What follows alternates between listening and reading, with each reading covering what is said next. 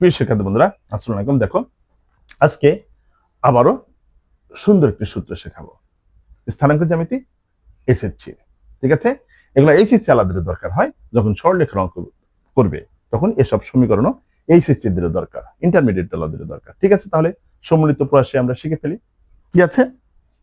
মূল বিন্দুগামী সরলরেখার সমীকরণ করতে একেবারে সোজা, যে এই যে মূল বিন্দুগামী সরলরেখার সমীকরণ y ইজ ইকুয়াল টু এই mx, এটা হচ্ছে মূল বিন্দুগামী সরলরেখার সমীকরণ। অর্থাৎ আমাদের মনে করো যে এই এরকমটা সরলরেখাটা এরকম, যে এইরকম এই মূল বিন্দু দিয়ে চলে যাবে, মূল বিন্দু দিয়ে চলে যাবে, ঠিক আছে?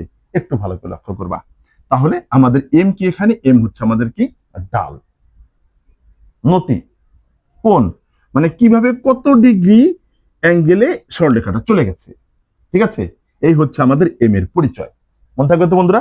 আশা করি খুব সহজে বুঝতে পারছো। তাহলে স্থানাঙ্ক জ্যামিতির যত প্রকার সূত্র আছে সব দিয়ে দিলাম, এখন তোমাদের খাবারের পালা।